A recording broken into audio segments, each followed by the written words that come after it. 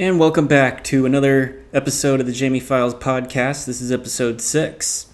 And I got a request from a viewer to talk about reincarnation, or what are some of my opinions on reincarnation. And it's a good question because reincarnation's a fascinating topic to me, and I have a few things to say on it. So the first thing is the general concept of reincarnation that most people are familiar with is that when you die, you're reborn as someone or something else, and you're supposed to work through your karma. And so each life is an opportunity to work through your karma. Something like this. I'm sure it's a little more intricate than that, but that's the general concept that I'm most used to hearing, and I think a lot of people are used to hearing. But there's two others as well that I think are pretty interesting. And they're pretty similar, but with a few little differences. So the first one is Nietzsche's theory on Nietzsche the philosopher. His theory on reincarnation is something that he called the eternal recurrence. The eternal recurrence. And what it means is when you die and you're reborn, your next life is the same exact life that you just had, and you just reincarnate into the present moment, another present moment of the previous life that you just lived. And that's what eternity is. It's an endless cycle of this life over and over again.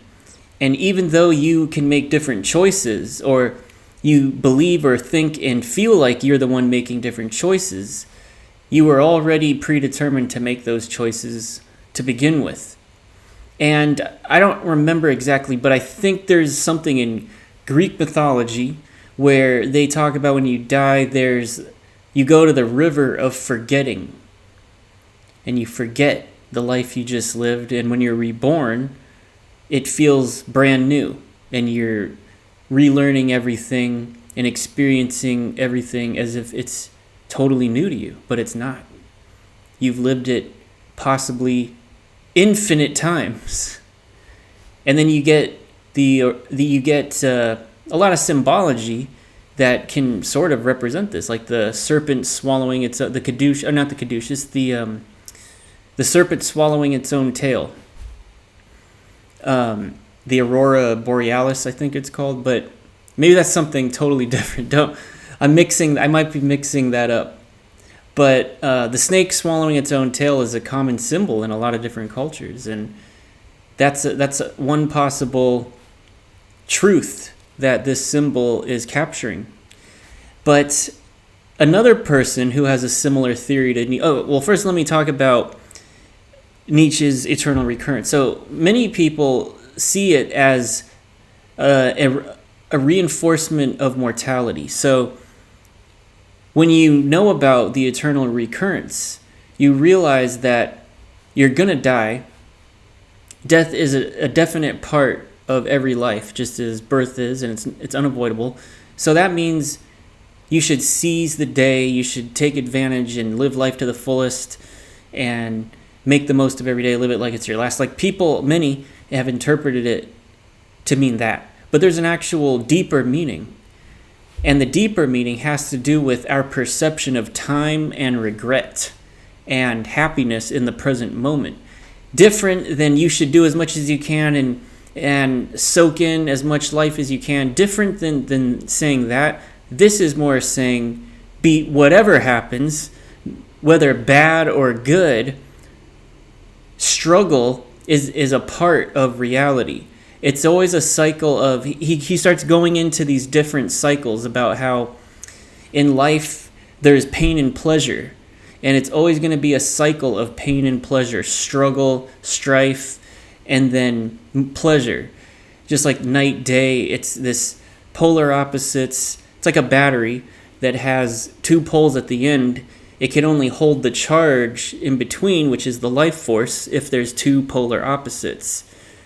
And that can suspend the energy in between, which is life, reality. So he's saying that we live in this duality. and to be okay, to be good with it, because every time and I've actually thought similar things, which is pretty interesting. I'm not saying I'm like a genius or anything, but I'm just saying, like, I've had deja vu like type thoughts like that, where I've thought that and then I found out someone else has thought that. You find out, oh, this person already had written that down and has already thought that. But the way I thought about it was that when you die, this is my own, before I even like heard of this theory or any of these reincarnation theories, I just thought that when you die, you die and then you wake up in a dream.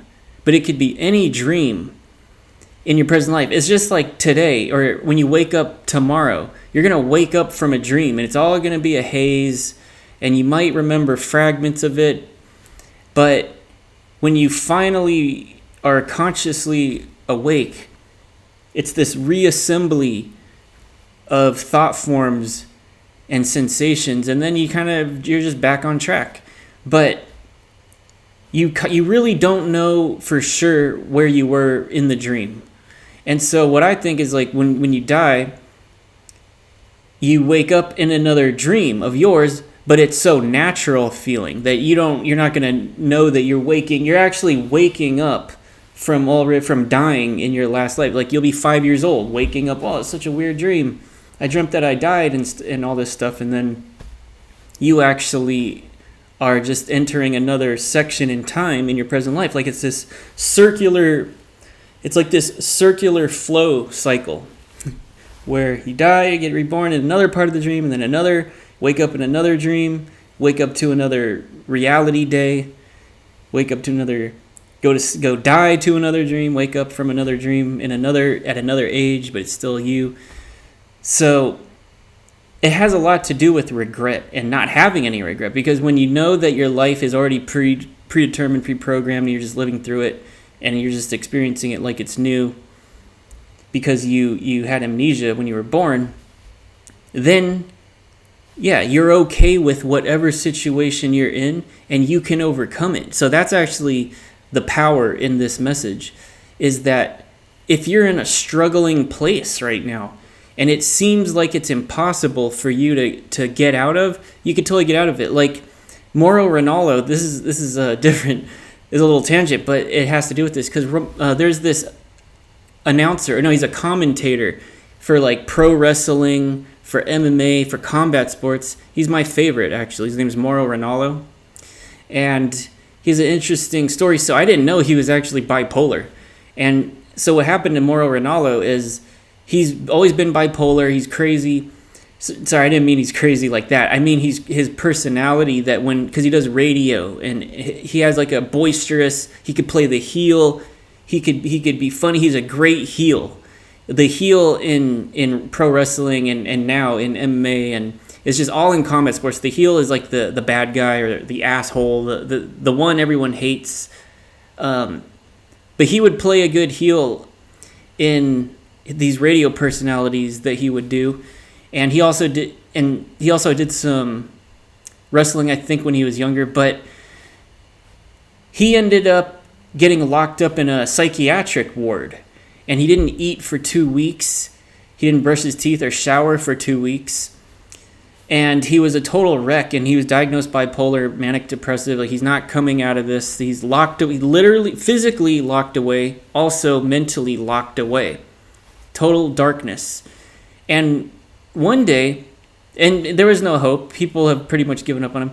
One day, a job that he had done a long time ago as a radio personality for some local wrestling, or it was for some local wrestling events, asked if he could work for this new association called Pride. Pride is one of the largest, at the time, it was one of the largest MMA organizations around. It was UFC and it was Pride. Pride came out of Japan, UFC was America. But at this time, this is when MMA was developing, and Pride was just developing too as well. And Mauro, as soon as the message got to him that they wanted to hire him or see if he was available to take part in this new experiment, which was pride, because it still was an experiment at this time. He jumped at the idea because why? All this, so think about this for a second. This has to do with what I'm talking about. All the treatment they were giving him in the psychiatric ward, the medication, the therapy I'm sure they were giving him, everything that they were giving him in the psychiatric ward just left him a vegetable. But as soon as something unlocked meaning for him, meaning his higher self, his potential, his true potential, his higher self, because that's where all the reserve infinite energy comes from. And it almost feels like it's coming from somewhere else in the universe, and it's connected to even the larger part of the universe. As soon as the meaning was able to strike his soul, that woke him up. And the very next morning he showed up all cleaned up, shaved for breakfast, and the staff was like boggled, like, what happened? What the hell happened to you? And all it was someone tapped into what he loves to do, which is to be a radio personality or a commentator. I don't know exactly what you call people that have the voices or commentators. He does it all. So, and he that's his talent. That is his passion, is that he loves discovering sound through his own voice, and he likes to put on different characters and create drama. Because when you're watching something like a fight, it could actually be pretty boring. Like if it's just two guys that come out into the ring and just fight each other, if you don't have like a story behind it and you can't add any drama to the action that's happening in the ring, it lessens.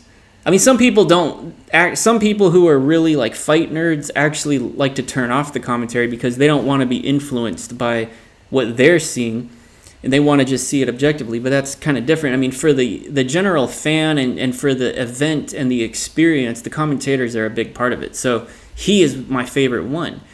And he struggles with this mental illness every single day, bipolar. And he smokes weed and he does all kinds of things to offset it. And the weed for him, he says, helps the most. And so he's doing great. He's doing the Triller events now. Even the one, I don't know if he did the one that just passed this weekend, the Vitor Belfort versus Holyfield, which was so sad to watch. And it was Anderson Silva versus Tito Ortiz, which it went the way I thought it would. But so Mauro Ranallo, so the point of Mauro Ranallo's story about how he was in the darkest place anyone could possibly be in life, and a miracle happened. And so it's kind of like, this is another corny one, but Steve Jobs has a thing where he says that you cannot tell how the dots are going to connect from the present. You can only tell how the dots are going to connect for you when you're in the future looking back. And so for him, when he was a college dropout, he went to take these calligraphy classes. And calligraphy, there's no money in it. Like, nobody pays you for calligraphy. And he was just fascinated with it, with typography and how each font had a history and a heritage. And there's like an artistic capturing of expression that science can't even touch. And it makes you feel a certain way, these fonts, the viewer. And it wasn't until like 10 years later, when he was trying to develop the PC, that he actually remembered what he had learned from typography and how that way of creative thinking can increase the user friendliness, if you will, of the reader. So he applied that. So fonts, if you write with certain fonts like Garbrandt, certain fonts, it will produce different feelings in the reader. So he applied that same thinking to developing the PC and making it user-friendly with that type of outside-of-the-box approach. And he would have never been able to design the Apple computer the way it is, being so user-friendly and simple, had he not taken that calligraphy course, learning about calligraphy and fonts and typography. So that's what he means, is you don't know how the dots are going to connect for you until the future. Then you look back and you say, damn, I had no idea. Who would have thought? And so it's the same thing with the moral Ronaldo thing. How could the conscious mind conceive of that happening? Like, what are the statistical odds of that happening? They are 100 to 1. It's something really slim. So this is the whole thing with Nietzsche's eternal recurrence, is that if you know that everything is predestined, then you love fate. He called it amor fati. So love of fate. When you love fate, you love that everything has already happened, then you don't have to regret anything. And the struggles that you're going through, it's going to pass. You're going to get through this. It's going to, as much pain as, he kind of had this other thing where it's like a pain-pleasure scale, where as much pain, as much pleasure as one can experience, they're going to have to suffer that amount of pain too. And it just has this equilibrium at all times. So that's another thing to think about. I mean, look at the rise of Conor McGregor and then look at his downfall. That's like one example. It doesn't mean everyone that has reached greatness is going to have to suffer. Well, I don't know that. But I hope that's not the case. That it would be nice if people can reach greatness and then not have to suffer and just have the greatness. I mean, you probably suffer a lot in getting to the greatness, though. Your own self-imposed discipline, suffering like that, sacrificing so much. Maybe that could be a trade-off too. But Anthony Peake is another person who has a theory on reincarnation that's similar to Nietzsche's, but it's different. He adds something a little extra. So in Anthony Peake's model of reincarnation, he calls this the Damon and the Edelon concept. So he also believes that you live the same life over and over again, in the same way Nietzsche believes. You live the same life over and over again, your life, and it's like Groundhog Day. But the difference with Anthony Peake's model is that he believes, his theory is that you do have an opportunity, lifetime to lifetime, to correct whatever mistakes you perceive are mistakes until finally you lead the perfect life. So the whole goal is to eventually reincarnate into the perfect life. You live that life, and then whatever happens after that is possibly you break the cycle of reincarnation, and then you might move on to another universe somewhere else in the cosmos. And he talks about how there is the Damon and the Edelon. While you are going through life, you have within you two different personalities, or two different beings, if you will. One is called the Damon, one is called the Edelon. And this is actually taken from the split brain studies. The split brain studies was when there's with Gazzaniga, these scientists, neuroscientists, like in the 70s, where they came up with, they did all these experiments, and it turns out you have a right side and a left side of your brain that's separated by a bundle of axons called the corpus callosum, which is like a switchboard that allows communication between the two hemispheres. And supposedly, most of the neurons that are responsible for things like emotions, creativity, intuition, and metaphors and things are located mostly on the right side. And then logic, executive functioning, math, and logical thought processes, analytical thought processes is located mostly on the left side. Left, right. But that theory has actually been updated, and there's neurons actually dispersed across the whole entire brain. With sometimes you get higher concentrations in one side or the other, but people still use these terminologies like, oh, he's a right brain person, like a musical person. You're a left brain person, like an accountant is a left brain person. People still use these terminologies to refer to people. But one of the things that they did discover during these studies, these split brain studies, that if you put one side of the brain to sleep, another personality emerges. And they can interview, question, and talk to this other personality, and it has a totally different taste, it has totally different preferences and things, it has different likes and dislikes, and even a different temperament. One may be a little more sassy than the other, a little more sarcastic than the other.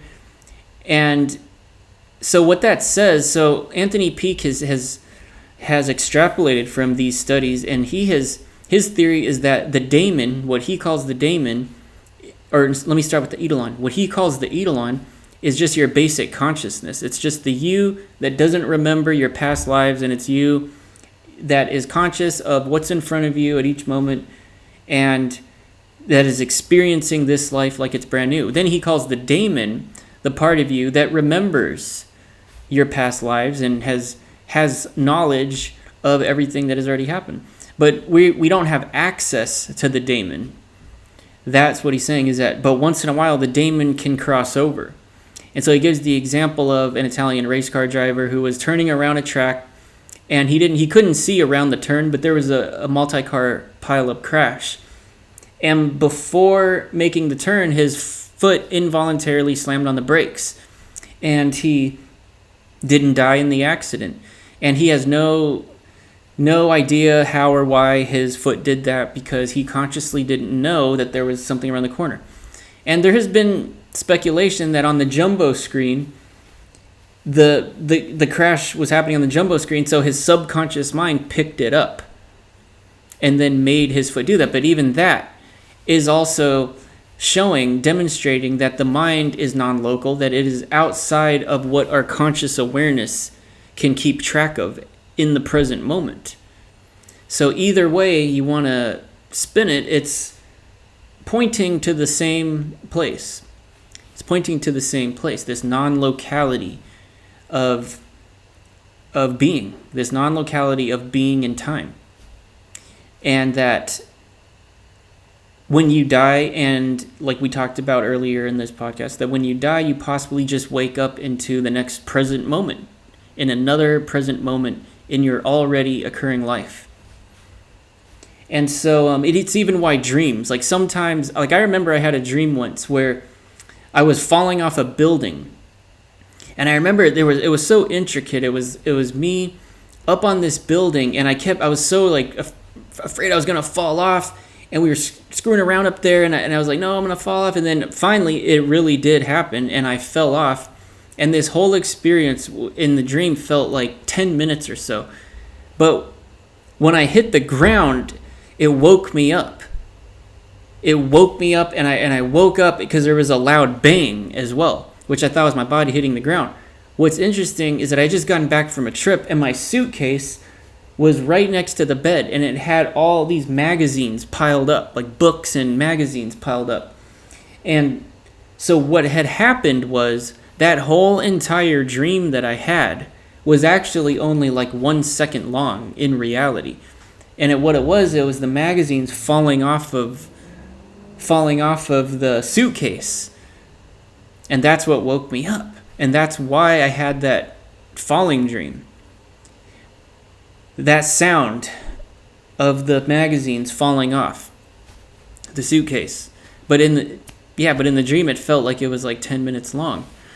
So, yeah, this is the Anthony Peake theory of reincarnation. It's that you have a chance to lead the perfect life. And in this life, he says that, like, he has many other things that he says, like temporal lobe epilepsy can give rise to intuition and future memory, seeing the future. And it's because it jars this sense of time and perception, and it gives access to the Damon. And there's like weird things that could happen within the mind and body that will jar you, that will jar the Damon awake, kind of like the genie in a bottle coming out.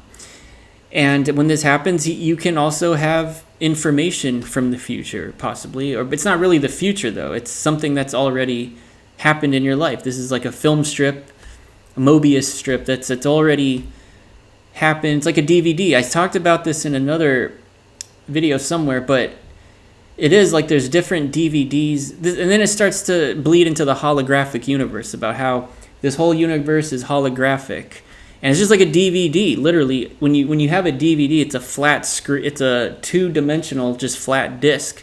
But when you put it into the player and it comes on screen, the screen is still 2D as well. But you have a multi-dimensional, fully enriched experience There could be a 3-hour movie, and you go through the adventures of these characters, and their family members die, and they have to get revenge, and they go through like losing people and then falling in love and winning and getting all this crazy stuff that you experience from this disc.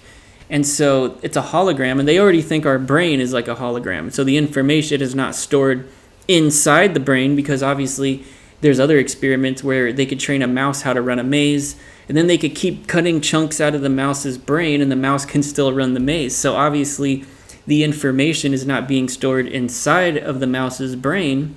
Otherwise the mouse wouldn't still know how to run the obstacle course or the maze. So where is the information stored? It's stored across the brain. Like how much the brain, when you look at bits of information and how you can store huge amounts of it in the tiniest space, when you look at the brain, it's way too small for this much information to be stored inside of it. So it's not stored inside of it. It's stored across of it. It's stored across it in this hologram, which is this whole reality system is one giant hologram that you are a part of inside. You're inside of this hologram. So this is like the theory of the holographic mind, or the holographic universe, by Talbot, I think his last name was. I believe it's Talbot. But the main message of this too is it's usually because why do you study this stuff, and why are we interested in this stuff?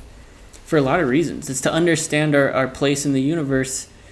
And we're not going to take any shit from life. You know, we want to get through this life as successful as possible, and whatever success means to you. It could be anything, and just be safe, stay alive, be healthy, and keep seeking. That's the best thing of all. If you're a seeker, I know you are, keep on doing it, because there's things that you will discover.